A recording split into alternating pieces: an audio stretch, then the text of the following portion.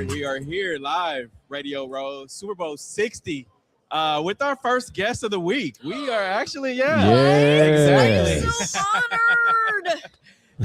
We're here with Miss Lindsey Rhodes, former NFL Network host, current host of Summer Sports Podcast. How are you? Hi, I'm doing great. This is like one of my favorite weeks of the year. I feel like it's like a high school reunion without all of the weirdness. You know? Are you or with it in some cases? I don't know. So is this your first time in San Francisco? No. Okay. No, I've been here. I was here actually the last time the Super Bowl was here, which was Super Bowl 50. And my one predominant memory, which is such a weird memory of this, traffic. We were just talking about that. But also the halftime show. Mm-hmm. I remembered thinking it was so weird that it was light out. Yeah. Like it ruins the whole vibe. And I'm a little bit worried about the halftime show taking place when it's still light out. Yeah. Because it was the Coldplay one back then. And we did the flip cards and stuff like that. And first of all, Super Bowl audiences are a little bit more corporate. And so they're a little bit too cool for everything. Too cool for school. So the vibe is definitely not what it is at your Super Bowl party. You want to especially this one with Bad Bunny, you want to get up and dance and have fun. That's probably not going to happen inside the stadium. I won't be there. But I remember last time thinking that the Coldplay thing felt like it fell flat in the stadium. Yeah. But I thought it was partially because they couldn't do any of the cool light stuff that they do. Right. Anyway. And it's the halftime show is always kind of weird too, because you think it's lame when you're there and then you don't see it on TV. It's or you think it's cool. You can't see everything. Yes. I think it's usually better on TV than it is when you're there. The only one that I think I was wrong about was the first Super Bowl I ever went to. Black Eyed Peas were the halftime show, and they are not well known for being one of the better halftime shows. But I was like, this is so fun because I was there, and you're feeling like that, euphoria from just having been there in person. Yeah, because I feel like the Black Eyed Peas one, I've completely forgotten about that one. I've wiped my memory of that one. That's so talk about the Summer Sports Podcast. So we have at Summer Sports it's I'm so bad at elevator pitching this. So it's a cool company because it has a fully fleshed out scouting arm. Okay. We have former general managers and Mike Mayock and Mike McCagnon and Phil Emery and people who have worked in personnel and scouting their whole lives, lots of them that literally do scouting, normal scouting all season long. And then we have a data arm that does the data stuff. And then we have a tech umbrella and then all of these people, including me, I get to sit there and also take part in these conversations, talk about football. And I think it's so cool to have data and old school football thoughts in the same conversation. And then we're building out some tech tools and the idea there is how do we measure things in the best way? How do we create the best metrics so that we can really get into who's good and who's not good and just cut through all of the noise? And so it's been really fun for me. We do a podcast also where we kind of put some of those conversations into this type of space. And as just a nerd who's grown up in on a more traditional sports broadcasting path and reporting, I'm always interested in finding the things that other people haven't found yet. What are the stories that we can still bring to the table that everybody doesn't know? And so it feels like an information gathering exercise for me all the time, but with access to the people who actually have the answers. And so I read a little bit up on you, and I know that you love data. Which is kind of a new thing for me, honestly, because I can't even do math. I cannot help my 6th grade husband. That would be weird. That'd be weird. Son, he's a son. Who's in the files? Me. No. God. I love that. I cannot help my 6th grade son do math. So it's funny that I work at a data company. But maybe it is good because then I can ask them questions that a normal person to help would out your ask. 6th grade son. I was thinking to help normal football fans actually make sense of the data. Yeah.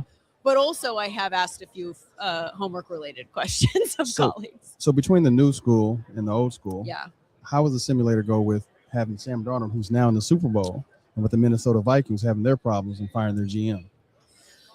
So I think that Sam Darnold is a fascinating case and I don't know what the answer to the problem is, to be honest with you, because he's clear evidence that, one, environment matters for quarterbacks so much. Definitely. If you have a bad offensive line, if you have a bad play caller, if you have a bad head coach, if you have bad wide receivers, like there's a lot of different things that can lead to you looking bad at your job. I mean, it's true for a lot of us, right? Like if you have a terrible producer and you're on camera and like stuff's popping up on the screen, you look like a moron, right? Like, or is that just me? Popping up on the screen, is it?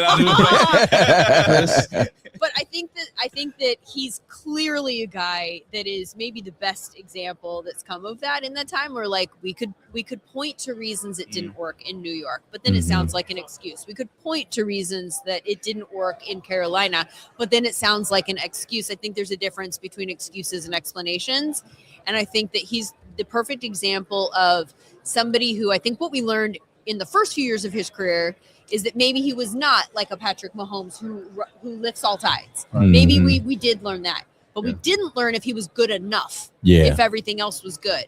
And then he got to Minnesota, and we did learn that, and he is. Yeah, definitely. Yeah. How is working at Sumer, and clearly it's a smaller company than the NFL Network. But what are some like things that just make it different than the NFL Network? Because again, the NFL Network, you're definitely dealing with data and the different technologies that the NFL tries out every year. But what makes it different at Sumer now? So the main thing for me is that I think when you work for a big network that is a TV network in particular, the goal is always to reach the broadest audience. It's to reach the biggest audience, and that's the number one goal, is to reach as many people as possible, and which makes sense. They're putting a lot of money into the product. They want to get money back from the product. I think my observation is that sometimes that leads to conversations that are a little bit more basic, because they think that if you want to have a conversation that everyone can understand, let's keep it simple. Kind of dumbing it down. Let's talk about quarterbacks all the time, right? Like there's also a component of like certain teams in certain markets that get more attention than others. But, That's true. But mostly I think it's the level of conversation. You can't really scratch like that 8 layers deep. Sumer's been fun because the goal is to create products that change thought leadership, right? Like we want to like break through and educate people about football in different ways and create products that make it easy to learn things that you didn't know before about football. And so the goal is to have conversations that aren't being had in other places. And so how does that affect your prep? Because for the NFL Network, I'm sure your prep is a couple hours before the show. But how does it make your prep a little more in depth? My prep is way more in depth. It's also more constant, right? Like these 32 teams, we know all of the deep data things, like what your strength, weaknesses, like different players. These are the conversations we're having conversations about, like big picture things, like the heavy tight end personnel usage this year feels like it's not a trend certainly, but it feels like it's an answer to an answer to an answer, right? Like it's always like what the defense does, what the offense does to counteract that. And so I think we're having more conversations that are like that are like, what are teams doing to counteract? Like we had a lot of conversations about too high, right? Particularly because of the quarterback of this team who was like, you can't let him take you over the top. And so I think that kind of stuff is really fun for me as somebody who, again, grew up as more of just a traditional sports reporter and always wanted to find that piece to the puzzle that wasn't being discussed elsewhere. This is very much my speed, having these types of conversations. And living in the weeds as opposed to skimming the surface, which isn't to say, like, I mean, obviously, like, not one isn't better than the other. I'm not dogging that, but it's just a very specific type of approach that's different than ours now. And that's where I was going next. Like, do you miss the sideline reporting at all? I don't miss sideline at all. There is no part of me that misses sideline. I didn't like sideline when I was doing sideline. Okay. Yeah. Sideline specifically was a means to an end for me. Just like, this is the job that they are offering you that will give you access. I never felt like it was my comfort zone. Gotcha. And I always felt like, there's a flow of the game. And I was like, they're going to come to me and people at home are going to go, shut up, get back to the action. And I get it. You know what I mean? Yeah. Like, I'm somebody who understands that when they go to ask a coach questions in between the first quarter and the second quarter, I'm like, why are we doing this? Yeah. Because the game's already started most of the time. Okay, yeah. And then they're not going to tell you anything and whatever. I wish, but by the way, I think that sideline reporters do a very, very hard job because you have to prepare for all scenarios and you don't know what scenario is going to pop up in the game. And if it does pop up in the game, you better be ready to tell that story. Yeah. So you're telling 30-second stories, get in, get out. It better make sense. And regardless of what happens, you better have it. So you're preparing like 100 stories, probably not 100, but you have this, and then you're telling 5.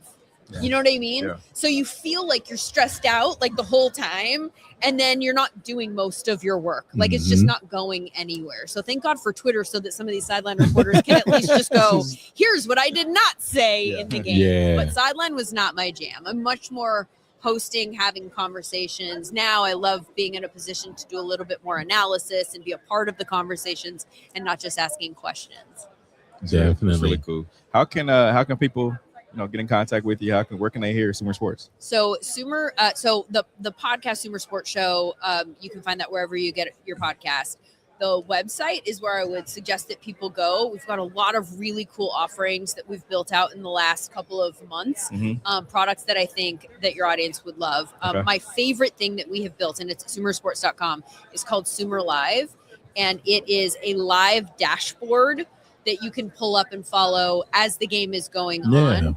And it's like a play-by-play feed, just like it would be if you opened up ESPN or whatever and you just wanted to see what the plays were. Down and distance. It's like that. But every single play that will pop up will also have 12 personnel, heavy box, cover 3. Got you. Was there motion? Play action, like all of that kind of stuff is in the play-by-play thing. And then in addition to that, there's a team tendencies on the other side of the screen, and you can go look at, like we talk about 12 personnel a lot for the Seahawks this season. How much have they actually run it? Oh, look, I can see that they've run it. 32% of their plays have been out of 12. And then you can go down to the passing efficiency metrics and you can find out what their EPA per play is out of 12. And all of these numbers update after every single play live. Do you know where this can be some good information for? Live betting. I'm not saying that it would. I know that's a touchy subject, but that would be great when you're doing live betting to have all that information right there. You know if it's going to be a pass heavy game, if it's a defensive game, if they're running it 20 times. And there's you have a subscriber right here, right now. Individual player. You don't even need to subscribe. It's free. I'm there. Sumersports.com. I'm there. Just go click on the Sumer Live tab. There's also we have a draft show that's coming out. I told you about the blend of voices. Right. So that lends heavily to draft conversations. And so we made a TV show that's going to launch the Thursday after the Super Bowl. And it will be, we have a Big E from the WWE who is Etor Ewan, is amazing. Don't know if any of you guys are wrestling fans, but he's outstanding. He's our host. We'll have him on Wednesday or Thursday. Wednesday or Thursday, something like that. Outstanding. Okay. He's such a cool guy. So ask him when Seth Rollins is coming back, but that's a separate thing. But yeah, so it's him. And I'm at the round table, and then we have a couple of different like scouting personalities that will do evaluations for the position group. Like the top names in the quarterback group will be the first episode. Here are the evaluations for these guys, just like they would give if they were, in a front office. Yeah. And then we have a conversation about what to make of the things that they said and when you should take a player like this and some of the conversations about positional value and stuff like that come up now. Like, do the Chiefs take a running back at number 9? No. No. Exactly. Actually, do we have time? Can I ask you guys about that? I don't know if we have a couple minutes. He's like, we do not have a couple of minutes. 2 minutes. I just put up the peace sign. Yeah. Okay. I don't know if there's 2 minutes or the peace sign. Hey. So I am of the mind, I don't like taking running back in the first round ever because there's so many examples. Yes. There were 12 running backs in the league this year who were their team's touch leader at running back who were drafted in the 4th round or later. Yeah. Like what? That's insane. Yeah. And only 7 that were touch leaders that were first rounders. Yeah. And I say there's a couple of anomalies. You got like Ashton, but one to think Ashton Genty, Raiders. But number so one. here's what I say to that, because yes, Ashton's incredible. Yeah. Bijan Robinson is incredible. Mhm. Saquon is incredible. You'll notice that Saquon and CMC are both doing well on their second teams. Right. True. Because running backs just don't tilt you from a loss to a win. They just don't. And Ashton's an example of that. Mhm. He was so good this year, but Killed a lot how of many fantasy games teams. did they win? Bijan was so good, but like if you don't have a quarterback, it doesn't matter. Yeah. Now, this is the only team in the NFL. Well, that's not true. There are some at the bottom of the first round that I would consider it for, but like at 9, I would maybe. But I want a wide receiver so much more than I want that. Yes. Like I want that explosive playmaker at that position more than I need something coming out of the Especially when you backfield. got the Ferrari longevity. back there. And for longevity, Yeah. receivers have a longer lifeline. Look what Bieniemy did with DeAndre Swift this year. And What he finally with- got him to run and with the new- inside. the other running back, And both Kyle ran for 1,000. Monangai out of the Yes. 7th Monangai, round. I traded. yeah. I got him in free agency in my fantasy league and traded him for a Oh, first. guess who drafted him? What? Right there. Yes. But that's a good pick too, because even when you look at Eric Bieniemy's first run with the Chiefs, like the running backs that he had and the production value that he got out of them, I mean, it raised the bar. So it's like you almost have to pick a Eric Bieniemy running back this year. Always listen. Always look for the best thing to give me. Listen, 2-time winner. So I'm always looking for an easy tilt to make me win the next year. Lindsey, we appreciate your time. Thank you guys for having Definitely. me. Thank you I very much. appreciate it. That's Miss Lindsey Rhodes, host of the Sumer Podcast. You can find that on anywhere you get your podcast. We back. This is the W Show. Definitely tuning in.